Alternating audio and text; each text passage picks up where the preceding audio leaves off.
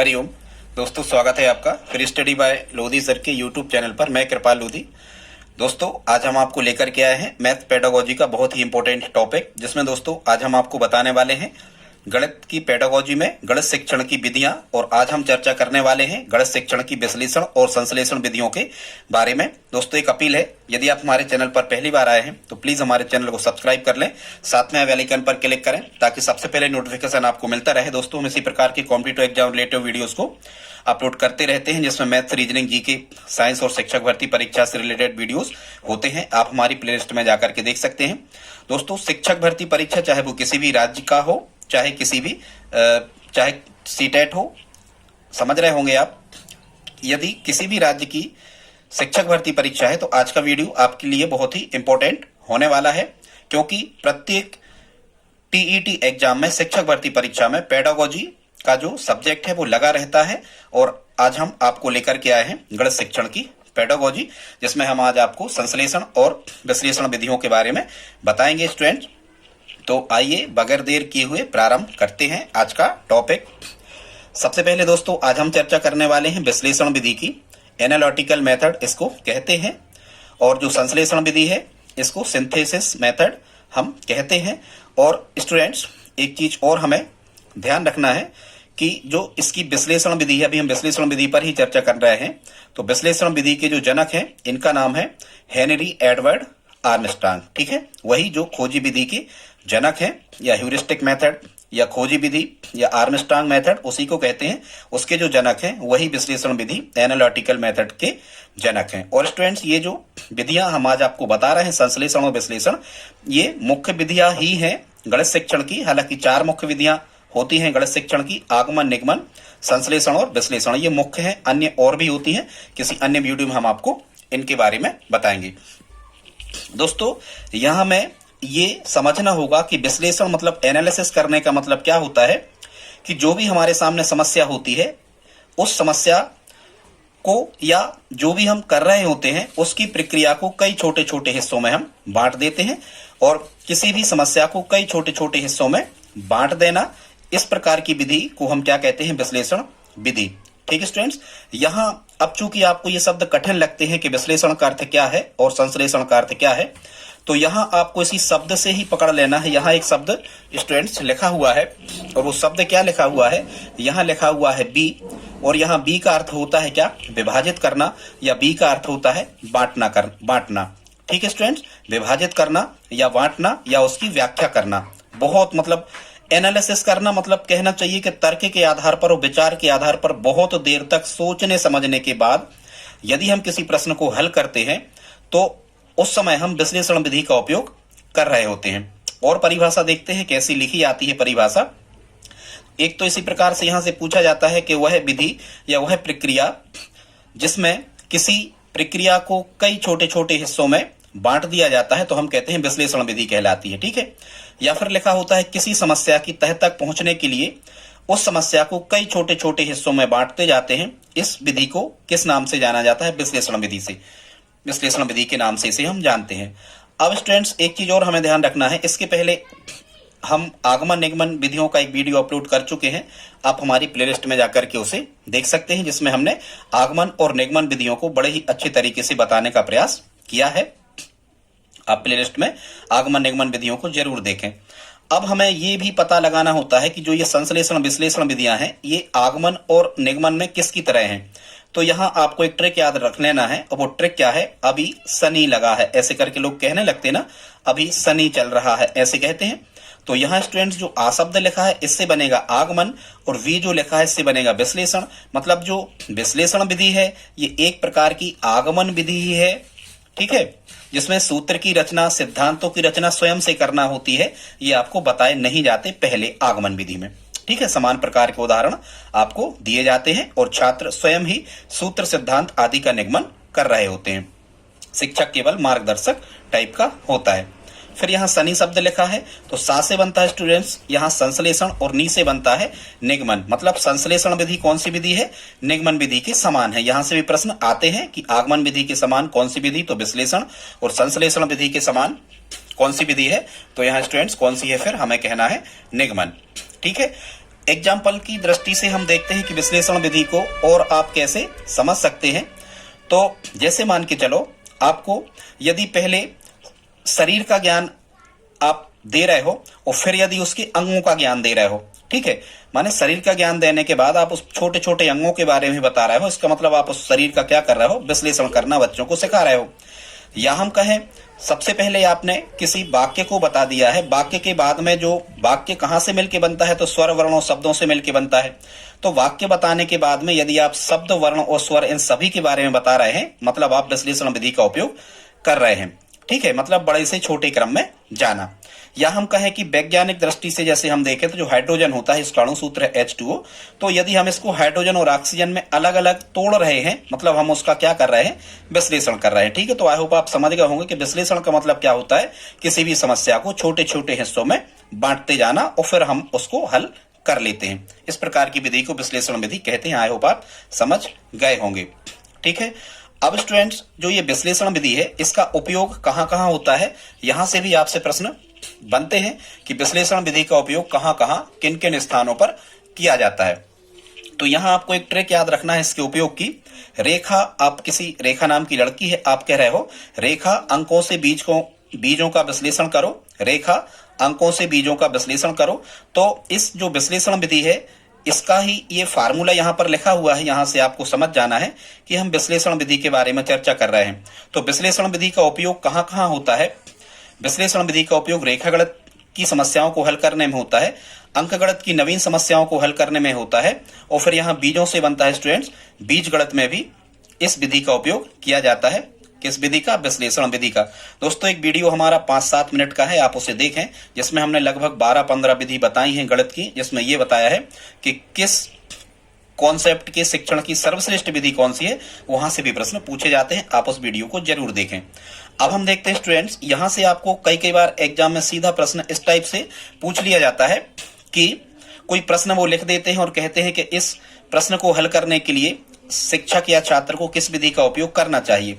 तो रेखागणित से संबंधित प्रश्न कैसे लिखे जाते हैं, जिनमें आप विश्लेषण विधि ही टिक लगाना कि विश्लेषण विधि का उपयोग हम उनमें कर सकते हैं। रेखागणित वाली में थोड़ी सी एक समस्या होती है कि कई बार क्या है कि जो रेखागणित की मेथड है, इसमें जितने भी कॉन्सेप्ट आने वाले होते हैं उसको प्रयोगशाला में भी सिद्ध किया जा सकता है। तो यदि प्रयोगशाला विधि लिखी होती है और विश्लेषण विधि लिखी होती है तो ऐसे ऑप्शन आपको एक साथ आते नहीं है, ठीक है। रेखागणित की समस्याओं को प्रयोगशाला विधि से भी अच्छी तरह से हल किया जा सकता है, लेकिन विश्लेषण मेथड का उपयोग रेखागणितीय समस्याओं को हल करने में होता है, तो एक साथ ऑप्शन ये नहीं आएंगे।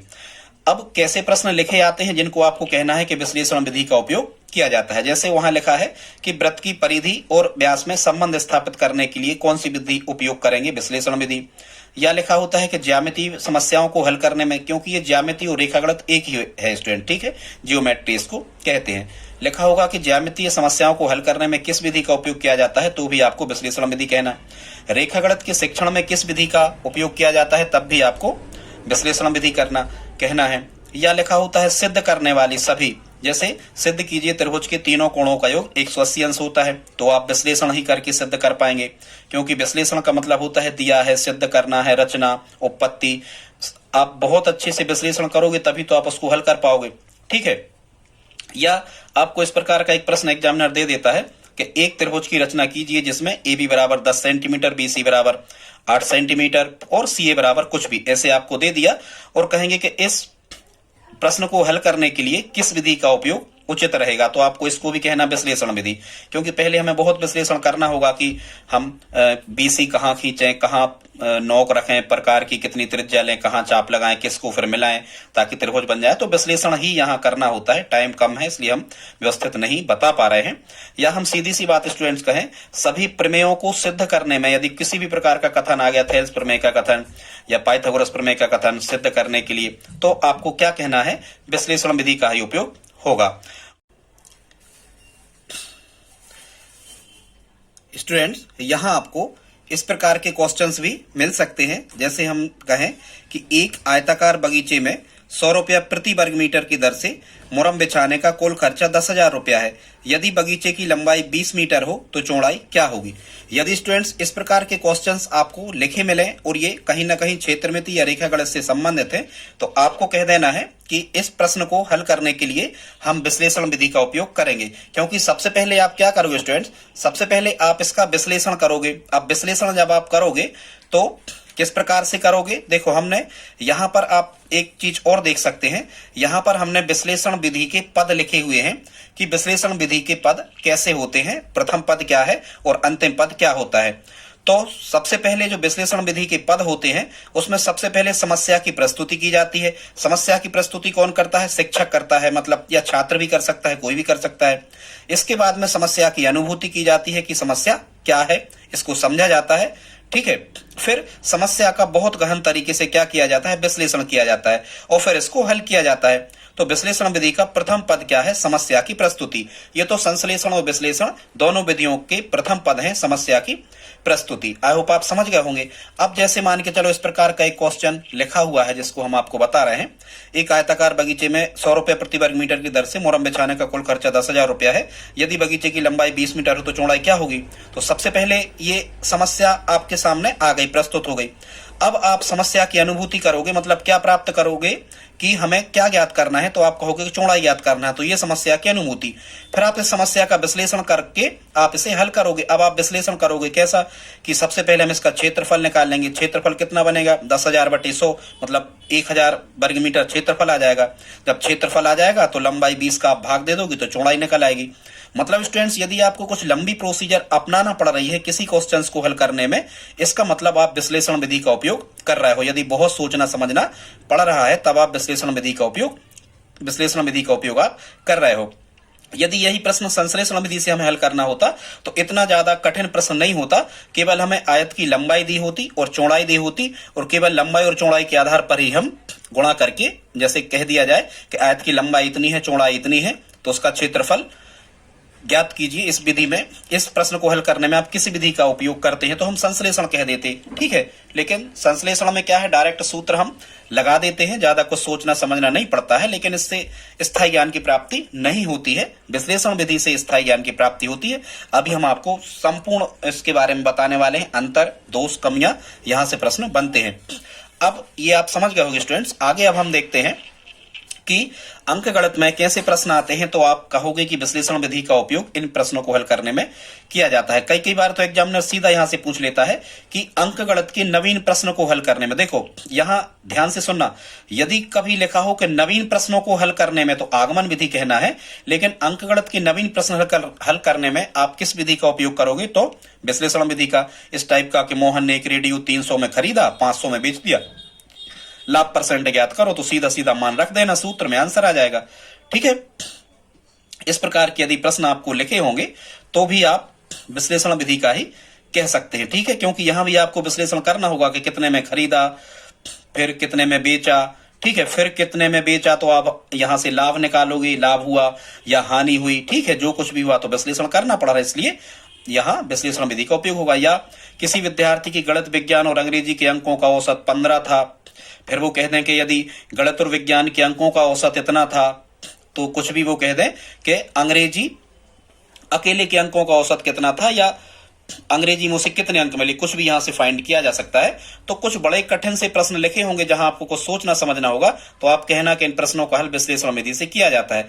बीजगणित में देखते हैं कैसे प्रश्न लिखे आते हैं, तो आप कह देना कि विश्लेषण विधि का उपयोग किया जाता है। जैसे लिखा है, यदि a/b बराबर c/d हो तो सिद्ध करो ac ऋण 2b वर्ग बटे b बराबर c वर्ग ऋण 2bd बटे d।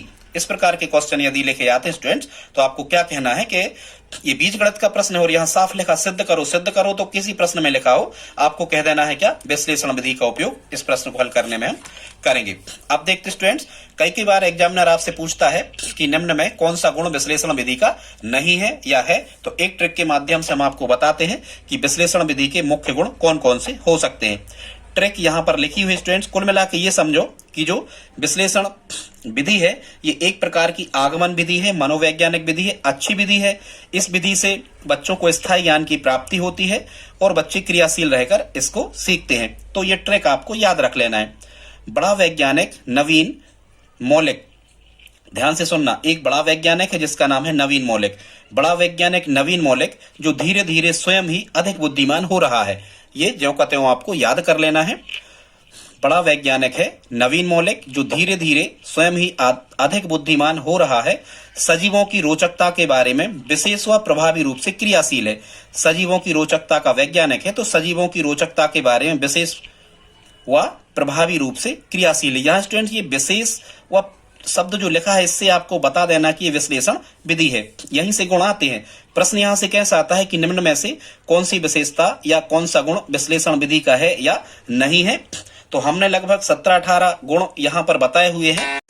तो स्टूडेंट्स देखते हैं, विश्लेषण विधि के गुण याद करने के लिए आपको एक ट्रिक याद कर लेना है। यहाँ से स्टूडेंट्स प्रश्न हमेशा आते हैं। प्रश्न इस प्रकार से आते हैं कि निम्न में कौन सा गुण विश्लेषण विधि का है या निम्न में कौन सा गुण विश्लेषण विधि का नहीं है।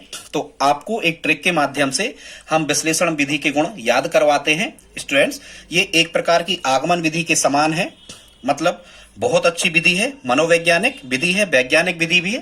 तो यही उसके गुण होते हैं। तो हम एक ट्रिक के माध्यम से आपको याद करवाने का प्रयास करते हैं। देखते हैं ट्रिक कैसी है। बड़ा वैज्ञानिक नवीन मौलिक, एक वैज्ञानिक है जिसका नाम है नवीन मौलिक। बड़ा वैज्ञानिक नवीन मौलिक जो धीरे धीरे स्वयं ही आधुनिक बुद्धिमान हो रहा है, सजीवों की रोचकता के बारे में विशेष व प्रभावी रूप से क्रियाशील है। अब यहाँ एक शब्द आपको देखना है, यहाँ विशेष लिखा हुआ है। इस विशेष से स्टूडेंट्स आपको क्या समझना है, इस विशेष का अर्थ आपको निकालना है कि ये विश्लेषण विधि ही है, विशेष यदि आ रहा है, ठीक है। और विशेष प्रभावी, विशेष क्रियाशील, विशेष बुद्धिमान ऐसे लोग होते ही हैं, तो ऐसा आपको ध्यान में आ जाएगा। अब स्टूडेंट्स हम देखते हैं इस ट्रिक का मतलब क्या है। तो सबसे पहले तो हम ये देख लेते हैं स्टूडेंट्स कि यहाँ पर लिखा होता है, क्या लिखा होता है, बड़ा। तो बड़ा शब्द का मतलब ये है कि ये बड़ी कक्षाओं के लिए उपयोगी है। बड़े से क्या अर्थ लगाना है आपको, क्या दिमाग लगाना है स्टूडेंट्स, ये जो विधि है ये बड़ी कक्षाओं के लिए उपयोगी है, छोटी कक्षाओं के लिए ये विधि उपयोगी नहीं है। कौन सी, विश्लेषण, क्योंकि बड़ी कक्षाओं के बच्चे ही विश्लेषण कर सकते हैं, छोटी कक्षाओं के छात्र विश्लेषण नहीं कर सकते, उनका नॉलेज उतना अधिक नहीं होता है।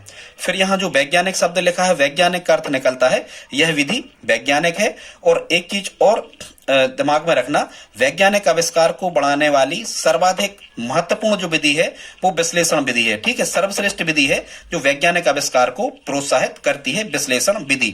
तो यहाँ वैज्ञानिक का मतलब वैज्ञानिक तो है स्टूडेंट्स, वैज्ञानिक का मतलब यहाँ पर मनोवैज्ञानिक भी है, यह विधि मनोवैज्ञानिक है, ठीक है। वैज्ञानिक आविष्कारों को बढ़ावा देती है, ठीक है। फिर देखते हैं यहाँ जो नवीन लिखा हुआ है, नवीन का मतलब ये है इससे छात्रों को नवीन ज्ञान प्राप्त करने के अवसर मिलते हैं। फिर यहाँ पर जो मौलिकता शब्द लिखा होता है, इस मौलिकता का अर्थ है इस विधि से कार्य करने से छात्रों में मौलिकता आती है। मौलिकता मतलब सरलता आती है, वो स्थायी कॉन्सेप्ट विकसित उनके माइंड में हो जाता है और समस्या को कई प्रकार से हल करने के का नॉलेज उन्हें हो जाता है, इसे मौलिकता कहते हैं।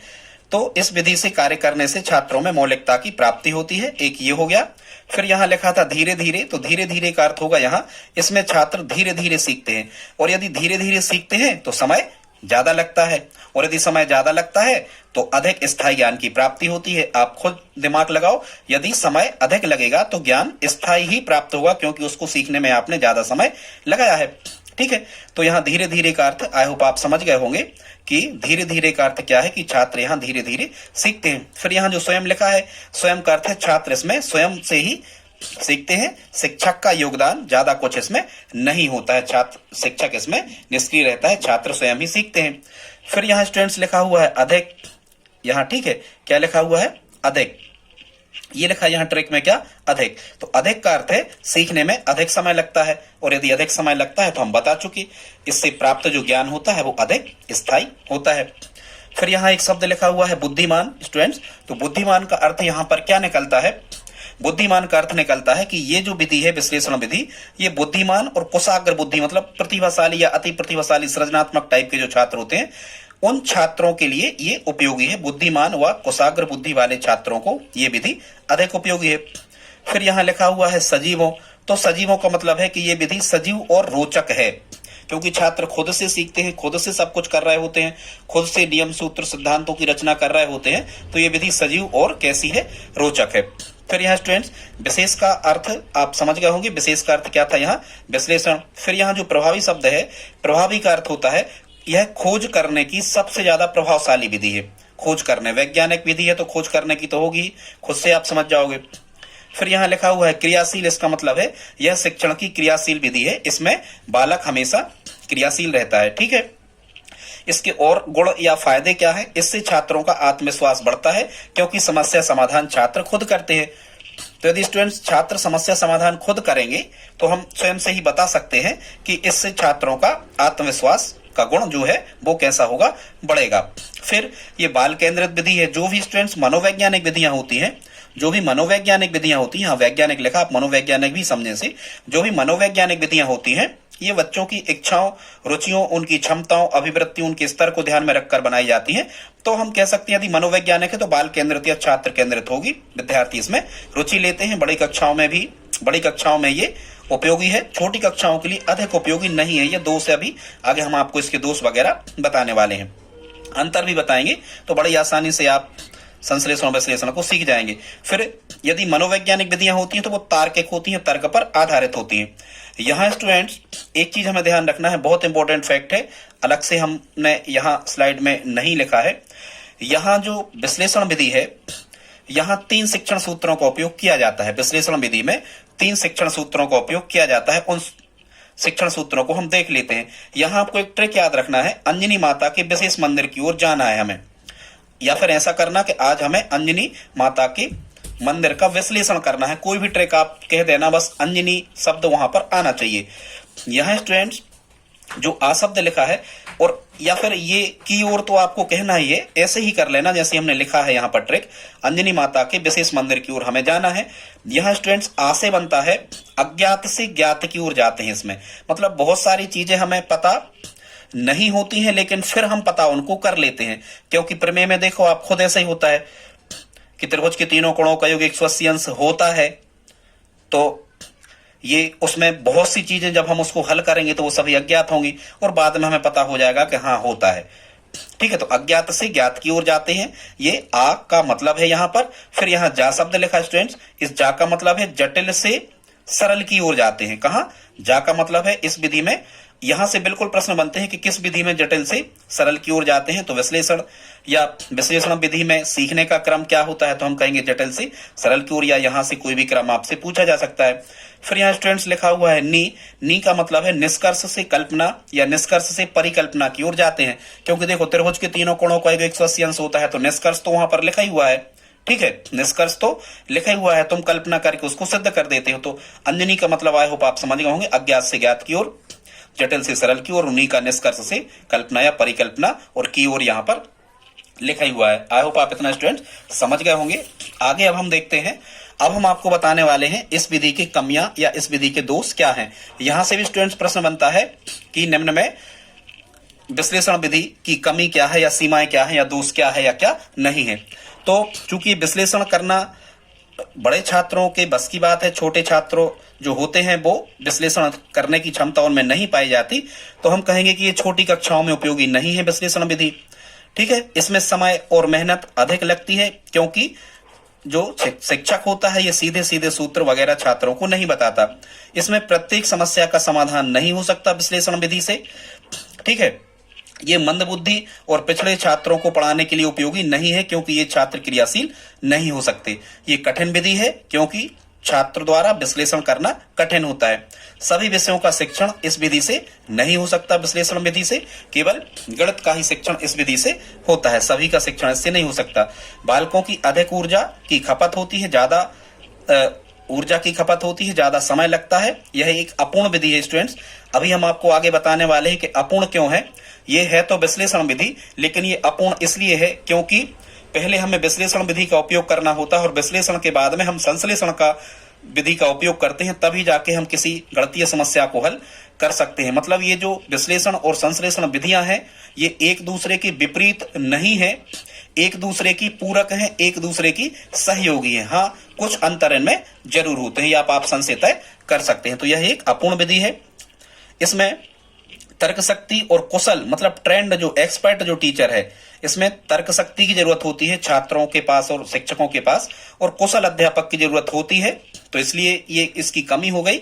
और चूंकि समय इसमें अधिक लगता है इसलिए पाठ्यक्रम जो है वो समय पर पूर्ण नहीं किया जा सकता। हमने आपको 10 दोष या कमियां बताई, आपको ऑप्शन से ही तय करना होगा आप कितना जानते हैं, आपकी कितनी अवधारणा संबंधित विषय वस्तु के बारे में हो चुकी है, इसके बाद ही आप ऑप्शन से तय कर सकते हैं। ठीक है, जितना संभव था हमने आपको बता दिया। अब स्टूडेंट्स आगे देखते हैं हम संश्लेषण विधि के बारे में कि संश्लेषण विधि क्या है, कौन जनक है, इसमें होता क्या है। तो स्टूडेंट्स यहां आपको ध्यान रखना है, संश्लेषण विधि को सिंथेटिक मेथड कहा जाता है और संश्लेषण विधि के जनक कौन थे? अरस्तु। कौन थे? अरस्तु। ठीक है, संश्लेषण माने संसी, ऐसे करके याद रखना, अरे संसी कहां गई, ऐसे आप याद रखना, अरस्तु। ठीक है, यहां संश्लेषण का अर्थ देखते हैं। संश्लेषण का अर्थ होता है स्टूडेंट समेटना या इकट्ठा करना।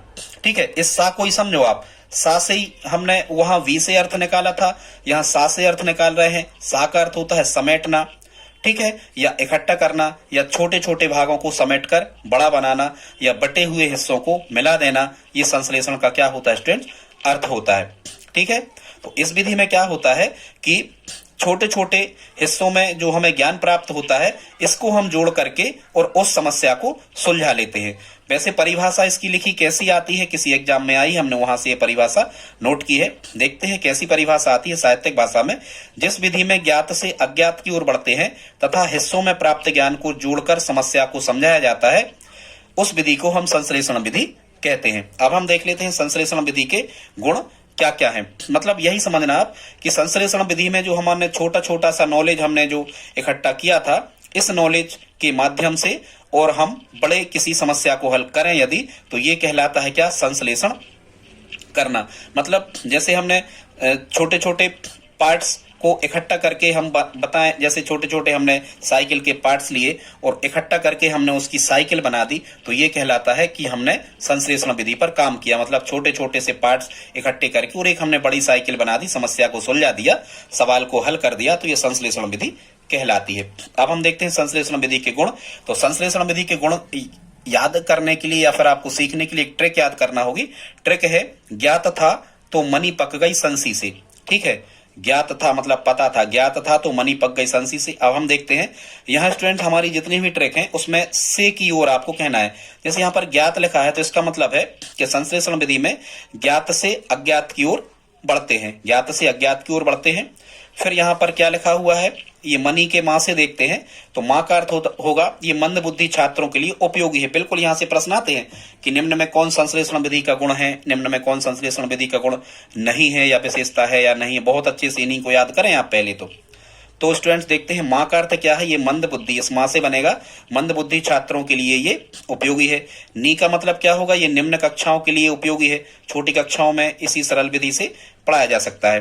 ठीक है, फिर यहाँ लिखा हुआ है पक गई, पा लिखा है तो ये पहले से तैयार सामग्री का उपयोग शिक्षक इसमें करता है।